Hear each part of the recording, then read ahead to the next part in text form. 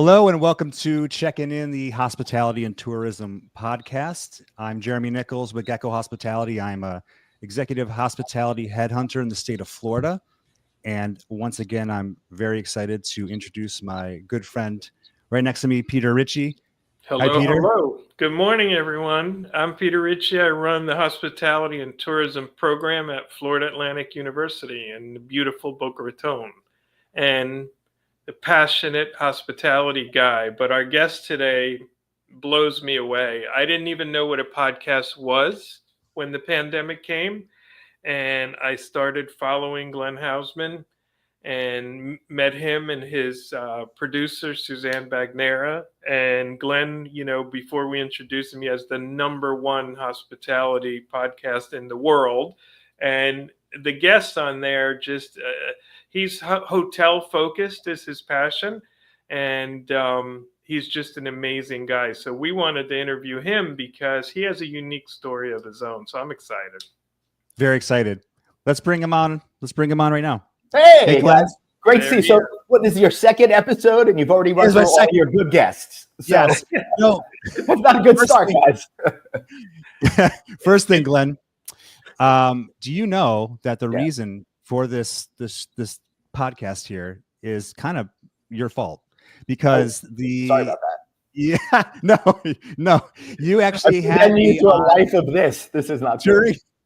During COVID, you had me on about 3 times, and I don't know if it was planned, but each time Peter was with me.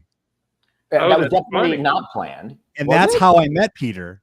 No way! Absolutely, and that's how I met Glenn, because I had never heard of, or I'm so old school. I just didn't do podcasts for a while, but Glenn, we wanted to bring you on because, first of all, you have the best podcast ratings in the world. Nice. You've become a hospitality guy, but I know you weren't always a hospitality guy. So I want to hear, definitely out of the gate, how you went from journalism to become a hospitality guy.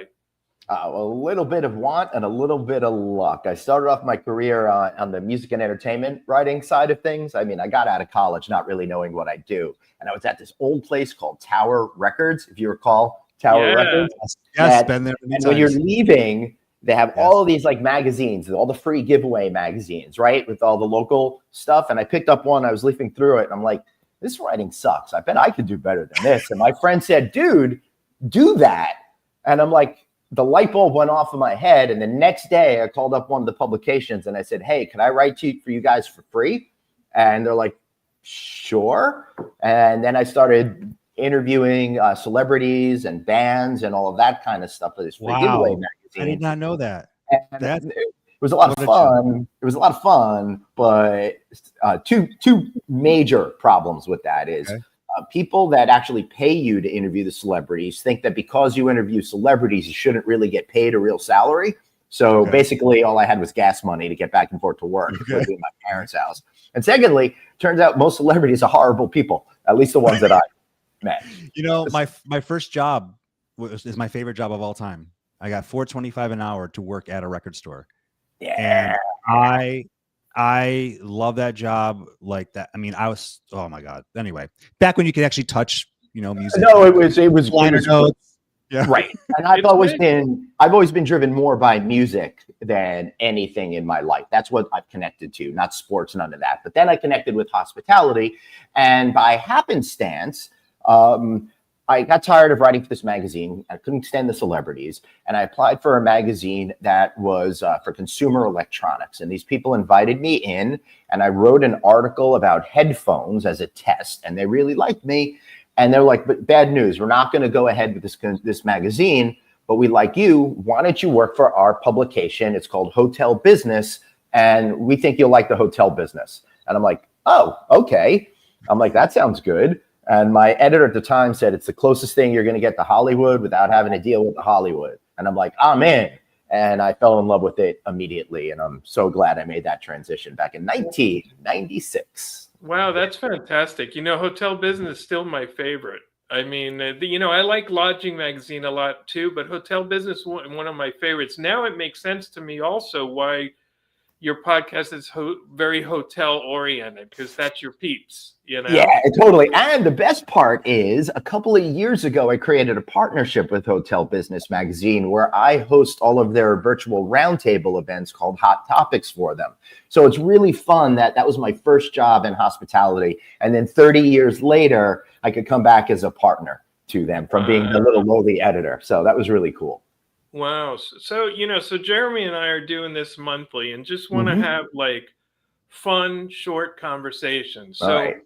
let's talk hospitality right now. What is the biggest thing that you're sensing that's our big issue right now for the next 6 or 12 months? I think maybe even longer than that is the bifurcation between the upper end of the market and the lower end of the market. I've been talking about it for 6 months now and trying to figure out this whole puzzle, but it's become clear that we're living in a K-shaped economy, one with the haves and have-nots. And for hoteliers to be successful, they're living in two complete and distinct worlds. So if you're up in the luxury market, yeah.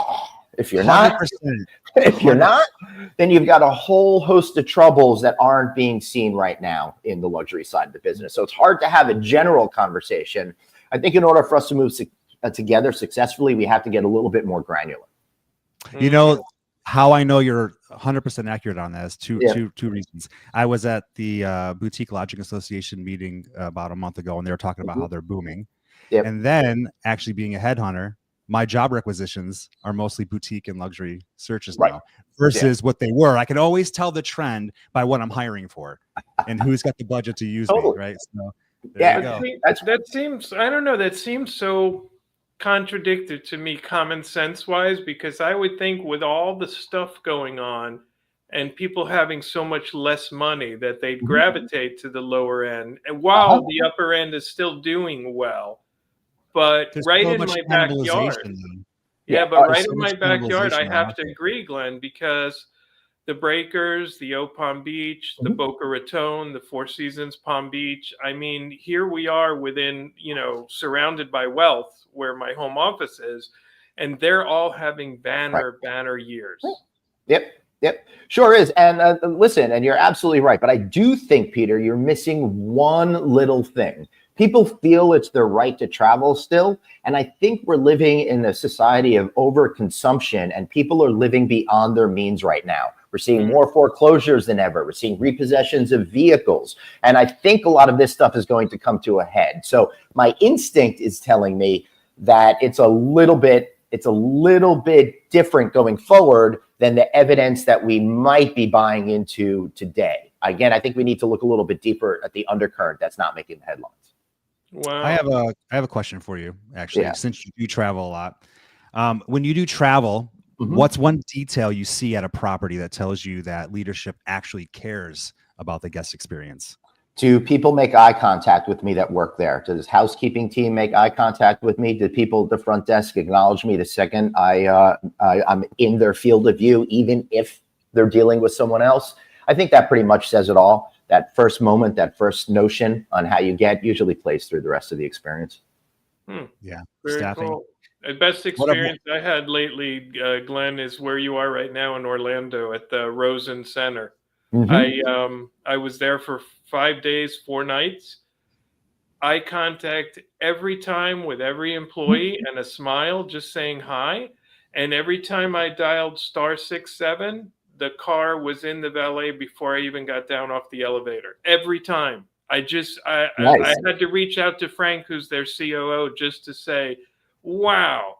Because to execute it, to say it's one thing, all the training Jeremy and I do, whatever, but to have genuine staff like that throughout a 5-day stay, it wowed me. And I'm super picky about that stuff, like you. That's trickled down too, because you can't really teach someone to care.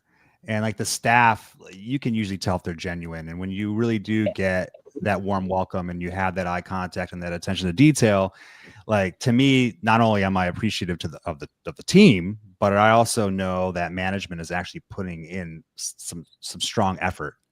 Absolutely. All right. My question for Glenn, after all these years now loving hotels, have you ever thought about running your own or buying one? Is there a reason you would or you wouldn't?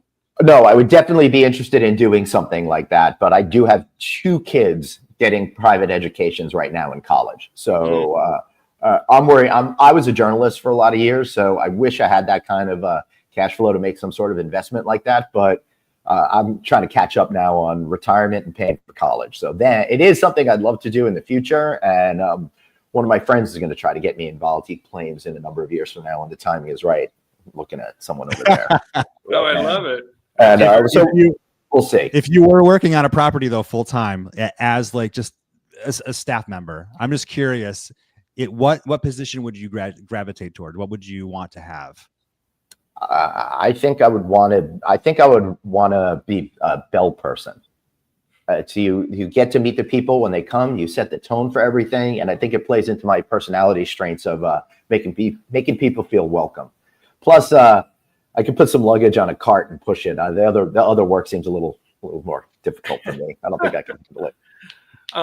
I don't know if you have one or not. To be honest, I don't even know what a brand is anymore. That's a whole side conversation. But do you have a favorite brand among hotel?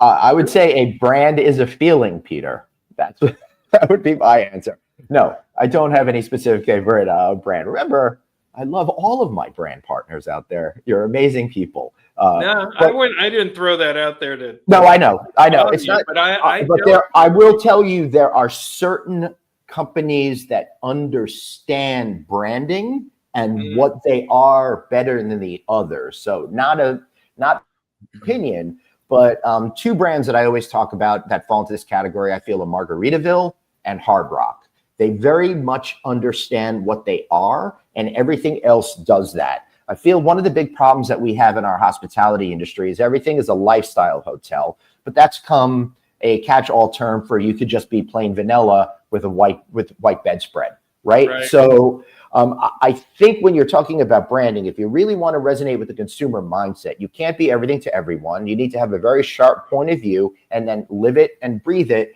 with every single expression throughout the hotel, from the way it's designed, to the lighting, to the way that the uniforms are, to the way people greet you, to the type of beer that they serve. Landshark at Margaritaville, for example, that sort of thing. That hits perfectly. I love the Hard Rock, love all, serve all. That's kind of their motto everywhere. Yeah. They operate very consistently. I know what I'm going to experience at the Hard Rock in Tampa, in Atlantic City, in Hollywood. That's really point on. I never thought of it that way. But those brands do it differently than branded hotels, which are by creation more of a similar experience wherever you go, even though they've had local design flourishes now, in my opinion. So it's kind of a different business model. So as much as they want to try to get freed from it, they're also kind of trapped and restrained from it, where I think boutique hoteliers and independent hoteliers have a lot more creative flexibility to really bring the hospitality vibe to life, Interesting. Yeah. Hey, Brandy. Hello, Good morning, Brandy. Nice Glad to see you. Well, and maybe Brandy has that smiling face. She could be a great front desk agent right there, or leader of a hotel, because I just like that smile. Jeremy, what's next for you? I was going to throw another question at Glenn.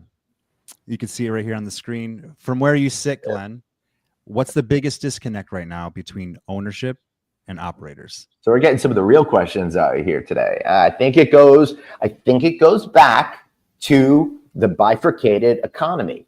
And I don't mean to disrespect anybody when I say this, but I think a lot of owners are living in a completely different world than the people that are operating their hotels. And there's been more of a Wall Streetification of our business, which is kind of changing the dynamic and stuff. So all of those people at the top that used to be hard scrabbled old school operators are now more Wall Street numbers, private equity type of a mindset. And I think there's an inherent disconnect between the operations brain, which is driven by hospitality, and the Wall Street ownership mind that has been taking over. That's more of a numbers focused sort of opportunity.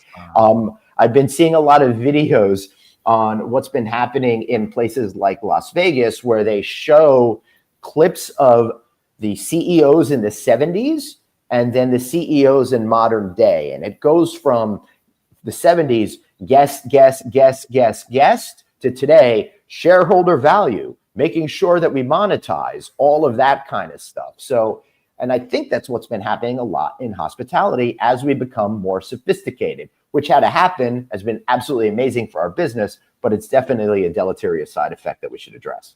Wow, I have to add on that. I just saw last week that the CEO pay was 205 to 1 compared to the people that work in the lodging. And I even made a post that it'd be nice to bring that back into 100 to 1.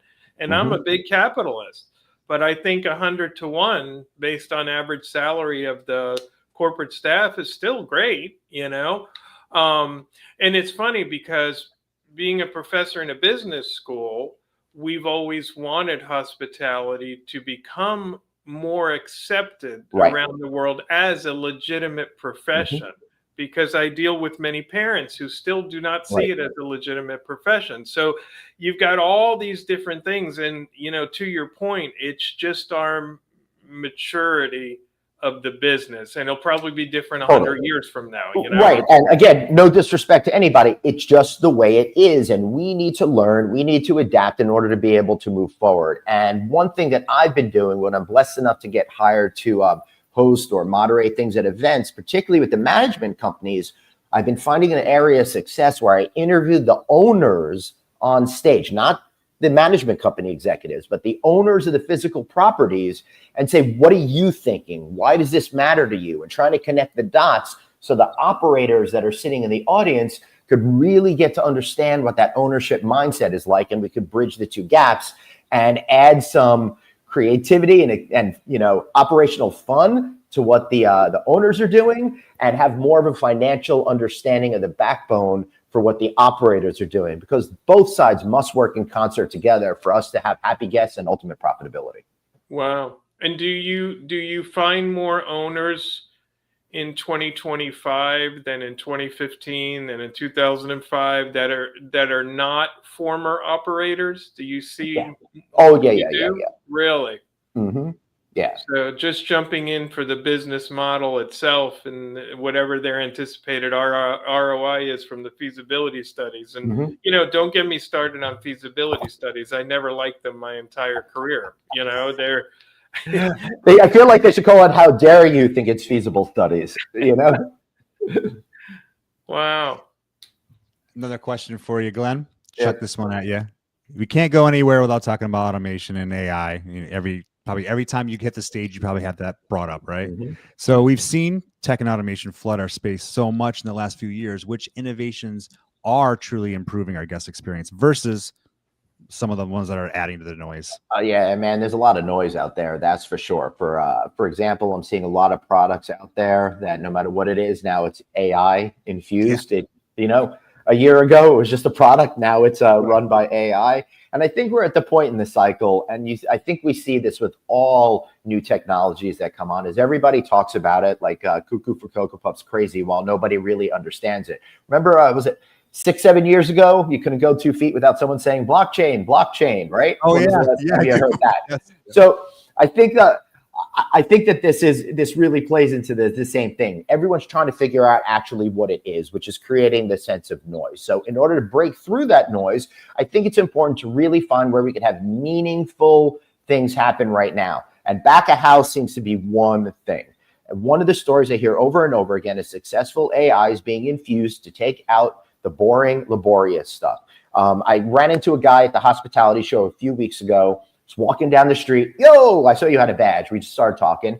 He's using an AI tool online now for all of his team for profitability statements and to see how much they're spending and to figure out ways to do that. So they don't have to look at Excel documents for hours and hours and hours. Instead, they could devote that time to operations and taking care of the experience for people. So that's where I think we have great opportunity, a win-win, enhance the guests while getting rid of all the ickiness that we don't want to do. Plus, we've been fooling ourselves for years to think that we're ever going to have full employment. So I think this helps us get rid of tasks that people don't want to do, so we can eliminate jobs that otherwise would have been needed without that automation.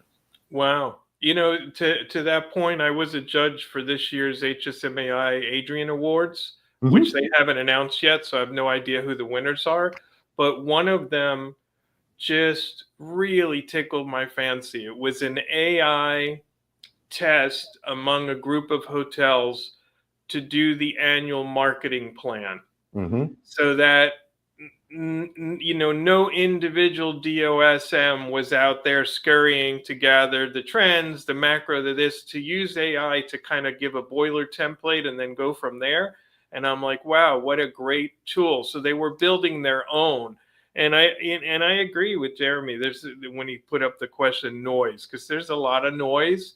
I keep calling my pharmacy, and they've integrated a brand new AI. It sucks. The virtual answering system sucks, and yet I hate it. I just hit customer service.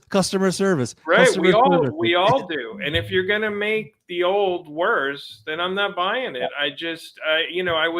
I moderated an AI panel for the Florida Restaurant Lodging Association. There was a guy who developed an AI specifically for restaurants, and I tested it. It's amazing. If you want catering, it'll walk you through, and within a few minutes, you get a call from the catering person. So if it's done correctly, it's amazing. You know?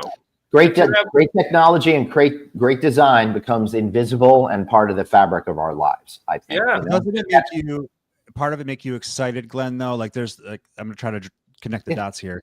At first, I was very nervous. I'm like, oh my God, is it going to take my job? And then I'm sure like actors and writers and journalists like yourself are like, oh my God, like there's probably that point.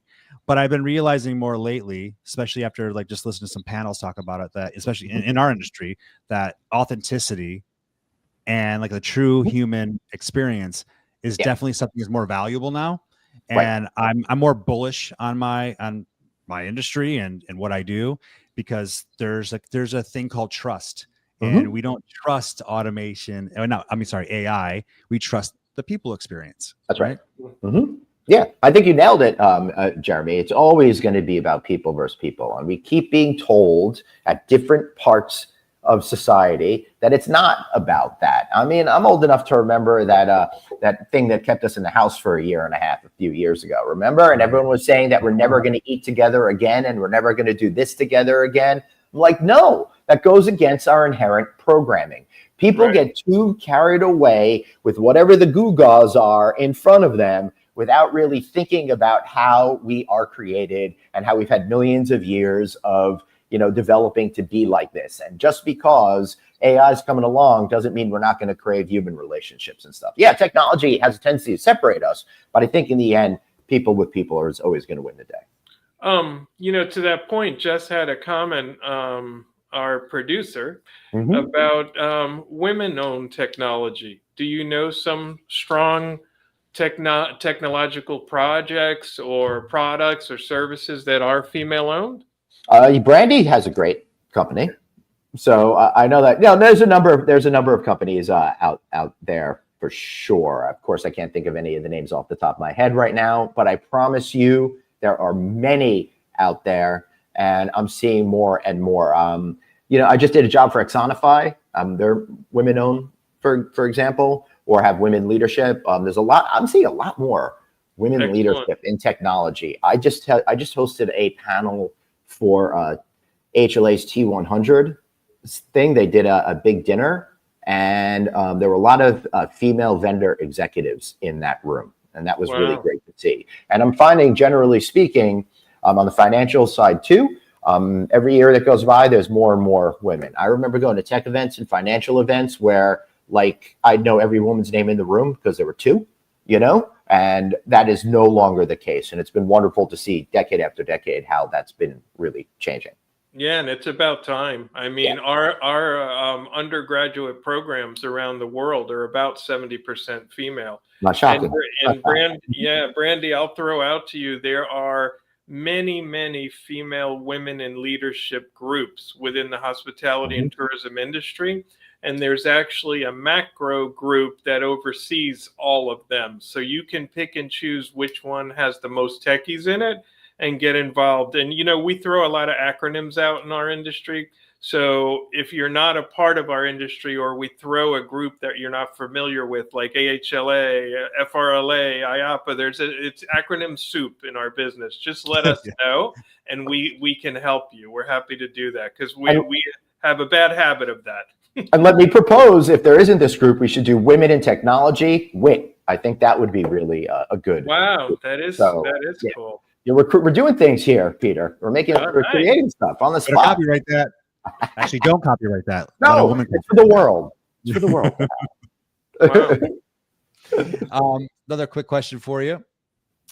In your opinion, what should hotels, country clubs, restaurants, pretty much hospitality be doing better to attract talent and guests? But let's say talent, people. I'm going to say that they're both intertwined, right? I think you need to have a great workplace that creates great customer experiences in order to create that virtuous circle.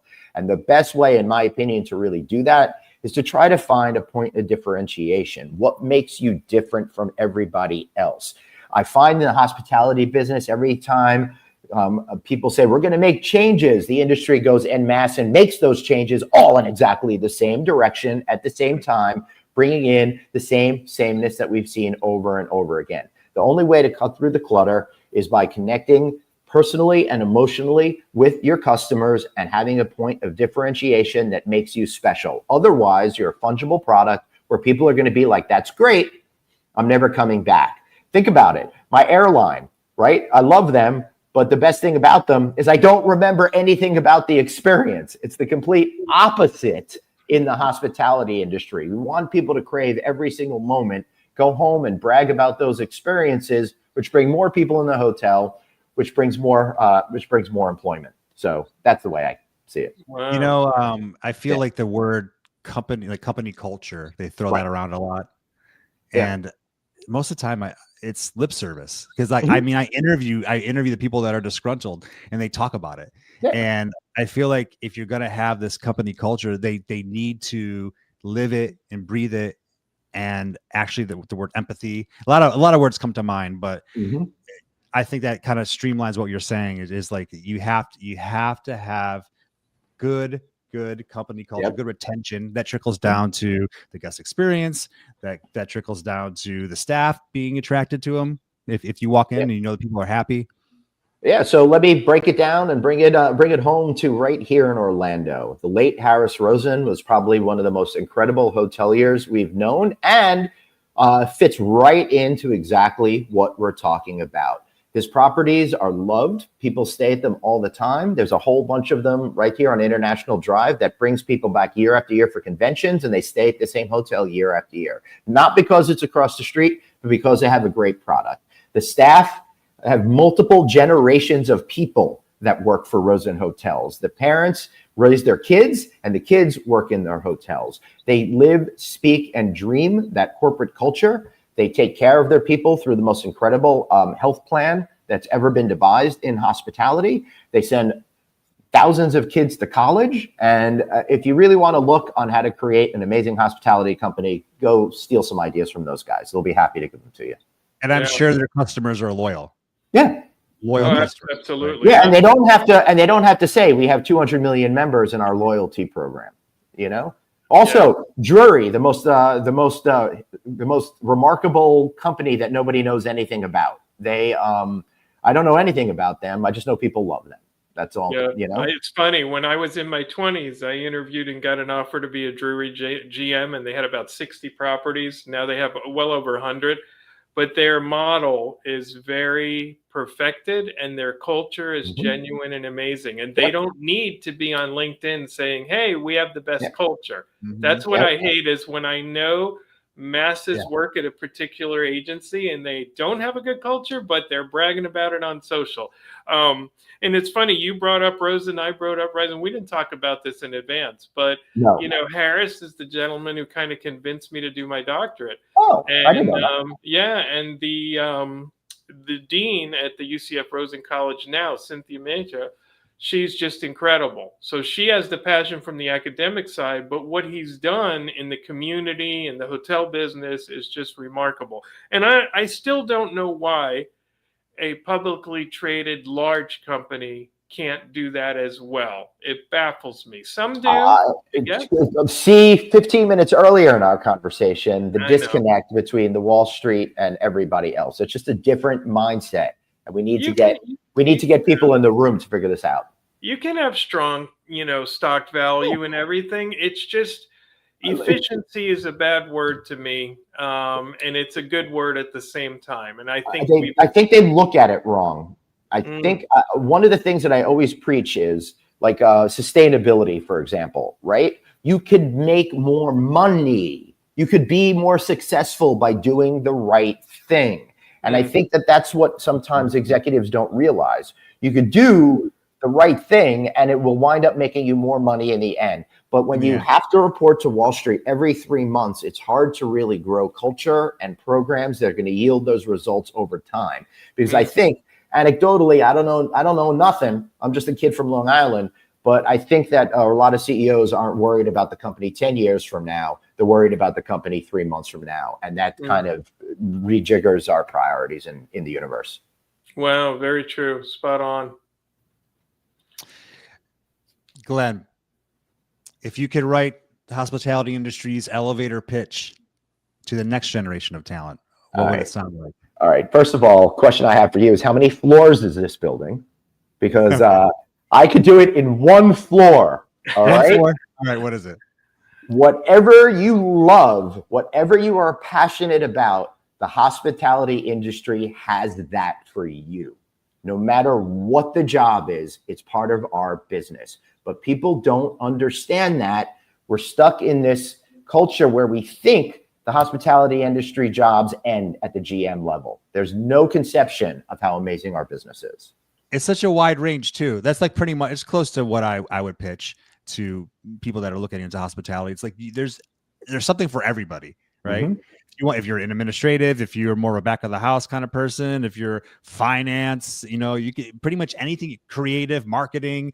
They have social media managers now. There's something for everybody in hospitality. And if you say hospitality in a big swath, you can go from restaurants to clubs to hotels, everything. Everything. Right. Wow, that's so great. And if you want to sit behind a desk and look at numbers all day long, you could be chief financial officer of a major publicly held hotel company. Yeah. And it's funny because when Jeremy and I talked about doing this podcast, I'm very lucky that I had a recreation, parks, and tourism background. So I never looked at the industry as hotels and restaurants, which is our 2 number 1 things that people think of, especially the parents. But I mean, you can own an adventure travel company. You can own an incentive travel. You can be a videographer. You can do whatever the heck you want. We're just another business, but we're a business that's more fun. So part of the struggle I have is getting the airlines involved, getting the cruise lines involved, getting the auto rental companies. They're in hospitality, right? And Peter, that's why I'm here at IAPA and you're coming up later, right? Because I want to try to connect the dots between the hotel business, theme parks, amusements, and all of these things that are growing. That industry is huge. There's so many more localized experiences happening, and I know there's lessons to be learned to spread to our community. Wow. In IAPA, another one of our acronyms, the International Association of Amusement Parks and Attractions. It's a mouthful. So IAPA is easier, but it includes state parks, national parks, zoos, arcades, Topgolf, of course, Disney, Universal, SeaWorld, Busch Gardens, all the big ones do theater, but they're attractions across the globe. It's just a fascinating industry.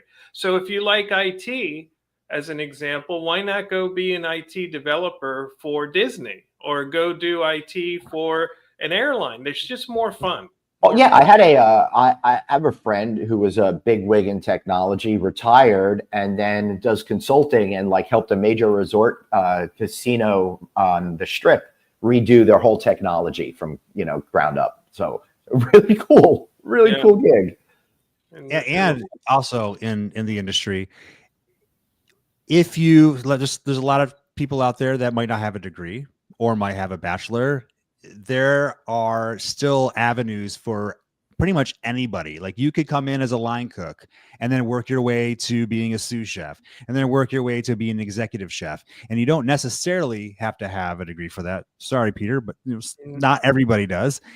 Degrees are still valued, but I've seen it all the time when I interview talent, even in DOF roles in hospitality. I don't know any other industry that has directors of finance that some of them don't have degrees. They work their way from like night auditor to controller to assistant director to director.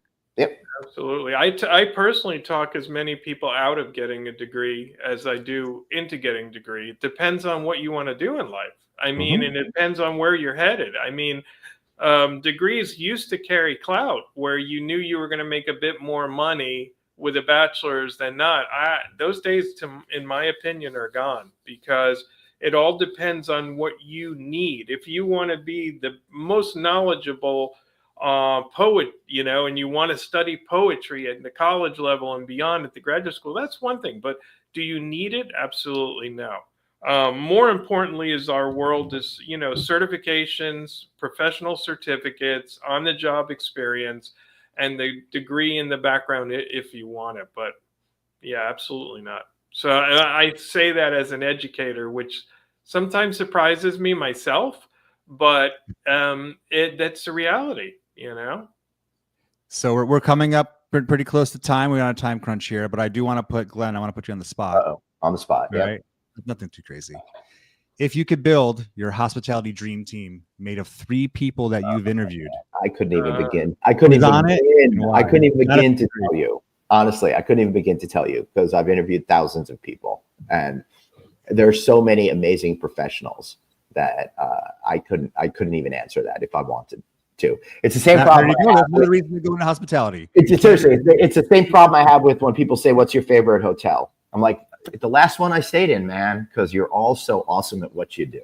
But this is a great takeaway for the viewers. That means we have thousands of great people in our business, because we attract happiness. That's so right? Peter, let me tie it up, bring it back to the beginning, little podcasting trick. I started off my career as a music and entertainment writer, and I was disillusioned because really 99% of celebrities were not the type of people that I would want to be around. They didn't add value to my life. They took away my energy. They were vampires. It was not great. In hospitality, it's literally the inverse. I can name the top 3 people that I'd never want to talk to again in hospitality, but the list is really limited to those few people. It's like 99% of people are amazing. And that's why hospitality is the most incredible business in the world. There's opportunities to be personally successful, emotionally successful, and financially successful. So I can't imagine doing anything else. So I'm just so glad that I stumbled into this business. I mean, look what happened even in 2020. Like it was so encouraging, our industry, what people did during COVID. Everybody's getting furloughed. There's just so much negativity. And I don't know about you, but I have, even though there's a lot of bad memories of that time, I have a lot of good memories too. You know? Yeah, listen. Life is weird sometimes. COVID was the hardest thing I ever had to go through, but it was also the most incredible thing that I've gone through. I think I really developed as a professional, and everything I've done has been noticed more since then. So you never know when horrible things could lead to excitement and greatness. It's wild. Absolutely. Amen. Hey, David. I agree, David. Hey, David, what's up?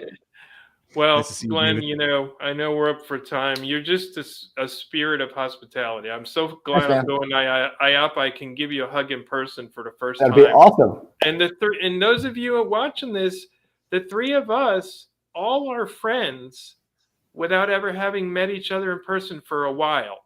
And it's because, you know, going back to the technology comments, yes, it can be great, but the humanness is still never disappearing, ever. Yeah. That's who we are. Listen, I met Jeremy. I don't remember how you got on the podcast. You pitched it. Someone found me. I don't know, but you're awesome. I just I fell in love with you, and I'm like, we got to have this guy back on, and I'm glad we became friends. And with Peter, every time without even planning it. Yeah. I remember going in the green room and like, oh, hey, Peter, you again. Yeah, I think producer Dave was setting up hiring shows and stuff like that. Probably is what was going on. Right. Yeah. Well, thank you so much for joining guys. us. Yeah. Oh, wait, before you go. Bring him back on here. Before you go, Glenn, and thank you for not razzing us too hard with a name. I can't let you leave. I forgot. We won't go into the details. Yeah. But thank you for your blessing. I did originally a sub-brand to No Vacancy. I'd started another podcast called Checkin. But then when COVID hit, we stopped that. So we gave the name back to the universe. Thank you for being such good caretakers and stewards of the name. And I'll say check it in with Jeremy and Peter, or Peter and Jeremy sounds much better. So that's awesome. I love it. Thank you, Glenn. I'll see you soon. Hey, wait, before you go, Glenn, pitch what do you want to pitch? Anything you want to drop? I know you said novacancynews.com. Yeah, novacancynews.com. Come see me. I'll be at the Inspire event in Las Vegas, a Nevada Hotel and Lodging Association tech event, both doing speaking gigs there. Hire me. I'll be doing a gig for Stepstone Hospitality for 24/7 hotels. Maybe I'll see you at Alice. Maybe I'll see you at the fish shows at the end of the year at Madison Square Garden. I don't know. Reach out. See you later. Thank you very much. I love that guy. Yeah, you just can't. You just have to love him. I mean, he's this. I call him the spirit of hospitality, and his reputation. You know, I'll close with a little comment here. Your reputation is everything in life, and wherever you go, people adore Glenn because he's the real deal. That's who he is. That's how he is. And, that's our industry, my friends. We're preaching to the choir. Jeremy and I can talk it every day. But I hope you see from the people that we bring on and the topics we have. Yes, it's a challenging business. Yes, we're open every day. But we love it. We have a blast. And it makes us happy. And what is life about? Being happy. You're welcome, Brandy. Thank you for joining us. Hey, well, with that, I know you have to catch a train. You're definitely on crunch time. So with that, I want to thank anybody that's listening. You can find us on Apple, Spotify for a podcast. I have a YouTube channel. Mostly it's for candidates that are looking for work. I give tips and tricks. So if you're a candidate out there looking, you can follow me at YouTube at my name, Jeremy Nichols. And Peter, how about you? Yeah, join us and join me anytime on LinkedIn to chat. That's my social platform that I like. And just reach out to me at the university if you ever need anything. Just Google FAU Hospitality. You'll find me. Jeremy, great to see you, my friend. Great to see you. I'll see you soon. All right. Bye, y'all. Take care, everybody.